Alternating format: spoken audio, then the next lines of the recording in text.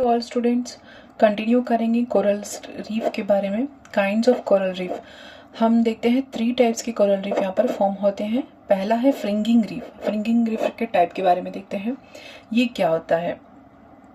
इसको हिंदी में झालरदार भित्तियां भी कहते हैं, यानी coral reef lying close to the shore of some volcanic island. Volcanic island या कॉन्टिनेंट के कोई पार्ट के पास में जो कोरल रीफ फॉर्मेशन होता है उसे हम क्या कहते हैं, फ्रिंगिंग रीफ कहते हैं। तो फ्रिंगिंग रीफ क्या है, किसी कॉन्टिनेंट के चारों ओर बनने वाली कोरल या किसी कॉन्टिनेंट के पार्ट के चारों ओर बनने वाली कोरल क्या कही जाती है, फ्रिंगिंग या झालरदार वॉल या रीफ कही जाती है। A fringing reef may extend out to a distance of a quarter mile from the shore, with the most active zone of the coral growth facing the sea. जो active part है fringing का वो किसी भी continent के तट के निकट होगी और प्रवाल भित्ति का अत्यंत एक्टिव पार्ट जो होता है किसकी ओर होगा, समुद्र की ओर होगा, सीवर्ड्स टू द सी। इसको हम क्या कहते हैं, फ्रंट कहते हैं। और लगभग ये भित्ति से तट, ये जो कोरल बनी वो शोर से या तट से किनारे से 400 मीटर की दूरी तक समुद्र में फैली होती है। और समुद्र की ओर जो इसका फेस होता है वो फ्रंट या एज कहा जाता है, active part. Shallow water channel, यानी कि जो शैलो वाटर चैनल बना है वो समुद्र तट और भित्ति के बीच कितना स्पेस बनाता है, एक 50 से 100 मीटर तक का एक चौड़ा एक स्पेस बनाता है, ब्रॉड, जो कि रीफ एज कहा जाता है। रीफ एज या शोर के बीच में जो चैनल बनता है, वाटर चैनल, वो कितना चौड़ा होता है, 50 से 100 मीटर तक का चौड़ा होता है। लो टाइड के समय जब चैनल का वाटर चैनल जब पीछे हटता है, जब लो टाइड होगा, जब पानी पीछे की ओर जाएगा, तब पानी पीछे की ओर जाता है, तो उस टाइम पे क्या दिखाई देता है, समुद्र की तली की चपटी सतह दिखाई देने लगेगी। बॉटम जो है वो फ्लैट सरफेस दिखाई देने लगता है, जिसको क्या कहते हैं, रीफ फ्लैट कहते हैं। और इसमें क्या क्या डिपॉजिट रहेगा, बहुत सारे कोरल हैं, दूसरे कोरल हैं, फिर सैंड है, डेड एनिमल्स हैं, लिविंग ऑर्गेनिजम्स या लिविंग कोरल है, और ये सब यहाँ पर डिपॉजिट रहते हैं। नेक्स्ट देखते हैं बैरियर रीफ। तो यहाँ पर एक बार फ्रिंगिंग का डायग्राम भी देख लेते हैं। ये तो कॉन्टिनेंट के पास होती हैं या आइलैंड के पास, ये चारों ओर जो कोरल हैं इस तरह से बनती हैं। ये तो 400 मीटर की दूरी पर रहेंगे समुद्र तट से, और ये 50 से 100 मीटर की दूरी तक का स्पेस बनता है जो फ्लैट फेस कहा जाता है। लेकिन जब लो टाइड आएगा तब क्या होगा, पानी पीछे की ओर जाएगा, तो यहाँ पर ये स्पेस और बड़ा बन जाएगा। जो एक्टिव फेस था ये कितना हो जाएगा, लगभग बहुत चौड़ा फ्लैट सरफेस बन जाएगा, जो कि क्या कहा जाता है, फ्लैट रीफ कहा जाता है। तो ये था फ्रिंगिंग रीफ का डायग्राम, ये वाला। जो कॉन्टिनेंट के पास होती है रीफ, जो कि कॉन्टिनेंट के जस्ट पास होती है, वो क्या कही जाती है, वो ये फ्रिंगिंग रीफ एक झालरदार स्ट्रक्चर बनाती है, जिसको फ्रिंगिंग रीफ कहते हैं। टाइप 2 देखते हैं बैरियर रीफ। बैरियर रीफ क्या है, are like fringing reef but they are located some distance away from the shore. Shore से कुछ दूरी पर होती तो फ्रिंगिंग जैसी ही है, लेकिन ये वॉल्केनो का पार्ट है, जो कॉन्टिनेंट का पार्ट है उससे, या शेल जो ये शोर है, तट है, उसके कुछ दूरी पर बनती है। ओरिजिन तो इसी से होता है। The stretch of water separating the barrier reef from land may be half a mile of 10 mile और मोर द विड्थ।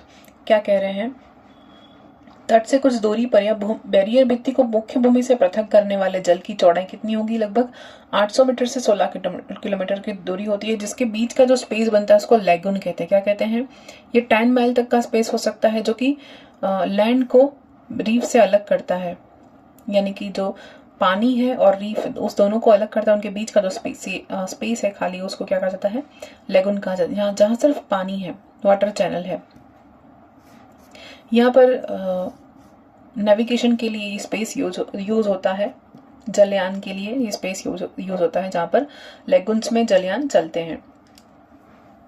फिर ऑस्ट्रेलिया की ग्रेट बैरियर रीफ जो सबसे बेस्ट एग्जांपल है रीफ का, लगभग 2000 किलोमीटर की लेंथ है इसकी, और तट से लगभग 150 मीटर दूरी तक फैली हुई है। तो 150 मीटर का जो वाटर चैनल बना है वहां पर तो जो है नेविगेशन का पाथ हो गया, तो ये जो है लेगुन पाथ कहा जाता है। तो बैरियर रीफ क्या होगी तो फ्रिंगिंग रीफ जैसी, लेकिन ये शोर से कुछ दूरी पर होगी स्पेस, तो ये लेगुन बनाएगी। जो बीच का स्पेस है वो क्या बनाएगा, लेगुन बनाएगा, खाली जगह छोड़ेंगे।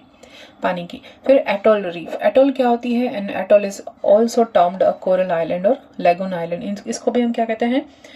कोरल आइलैंड या लेगून आइलैंड भी कहते हैं। इसका शेप कैसा होता है?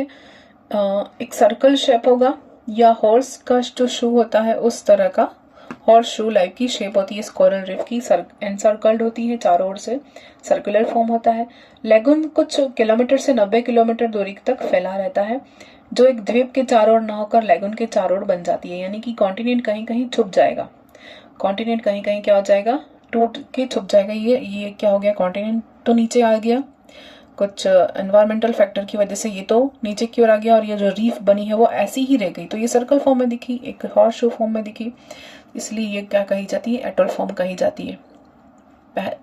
तो यही फॉर्मेशन यही है, लेकिन ये जो आइलैंड है वो क्या हो गया? नीचे की ओर सिंक हो गया।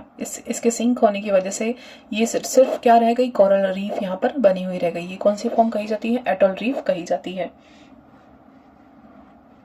इस भित्ति का बाहरी सिरा तो समुद्र की ओर होता है और धीरे धीरे ढालों की ओर होता है, यानी कि ये तो है तो सिंक हो जाएगी। यानी an atoll is also termed a coral island or lagoon island. It is a ring-like or horseshoe-shaped reef that encircled a lagoon but not an island. Lagoon तो बनाएगी लेकिन यहाँ पर कोई island नहीं दिखेगा। The lagoon varies from a few to about 90 kilometer across. It may complete or broken by a number of channels, of which only a few are navigable.